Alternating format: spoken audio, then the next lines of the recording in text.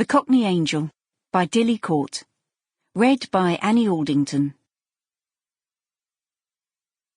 Chapter 1.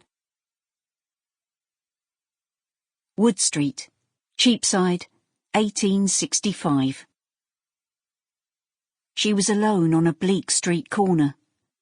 Daylight was fading, and the grey stone buildings towered above her like eyeless monoliths. Tiny, terrified, and just 5 years old, Irene bit her lower lip in an attempt to prevent herself from crying. She shivered as pellets of sleety rain slapped her cheeks and pooled around her bare feet. The pavement was ice cold, and her threadbare garments were no protection against the elements. Soon it would be completely dark, and she had lost sight of her father, who was so busy taking illegal bets that he seemed to have forgotten her existence. She wanted to go home to Ma, but she did not dare move. She was on the lookout for coppers. It was her job, and she must not let Pa down. Cops were the enemy. Pa said so. In desperation, she sought shelter in the doorway of a big building, but a man in uniform appeared from the interior, scowling at her and telling her to clear off. His bewhiskered face loomed above her, and she stared transfixed by fear at the purple thread-like veins that spread like a spider's web across his cheeks. His breath smelt like sour milk, and a dewdrop hung from the tip of his bulbous nose. The brass buttons on his jacket were as big as pennies, and she was certain he was one of them. "Pa!" she screamed. "It's the cops!" But there was no reassuring reply to her agitated cries. Blind panic overtook her, and she began to run.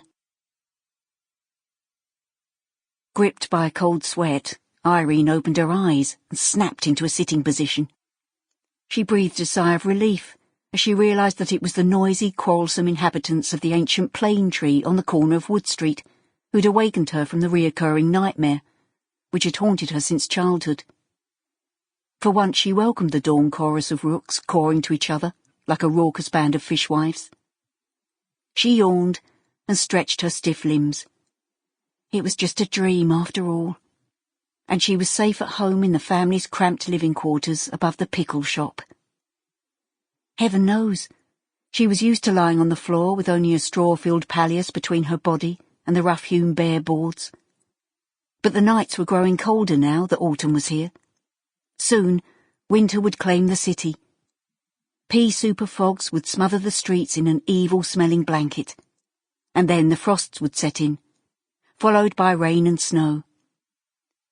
She raised herself to a kneeling position, moving slowly, so that she did not disturb her sleeping parents.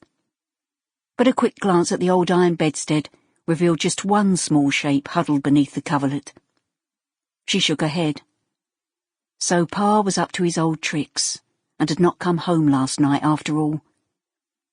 He must have had a good hand of cards to keep him from his bed, although it was not uncommon for him to return in the early hours of the morning, reeking of cheap grog and tobacco smoke, more than a little tipsy, but never violent. She sat on her haunches, deliberating whether or not to go looking for him. It wouldn't be the first time she'd gone on such a mission, and found him sleeping off the excesses of celebrating a good win, or having imbibed too freely in order to drown his sorrows after making a heavy loss. Pa would gamble on anything, from a toss of the die, a dog fight, or even 2 flies crawling up a window pane. When his luck was in, he would bring home his winnings, which would sometimes be enough to keep them in relative comfort for a whole year. But of course the money never lasted that long.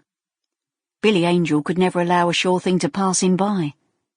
Money slipped through his fingers as fast as the waters of the River Thames flowed through London. A muffled moan from the bed, and the groaning of rusty springs, indicated that her mother was also awake, and probably in pain from the chronic arthritis that gnawed at her joints, twisting her fingers and toes into gnarled lumps, like the knotted branches of the plane tree. A sliver of anxiety shafted through Irene's stomach. She hated to see her much-loved mother suffering from the debilitating illness. Sample complete. Ready to continue?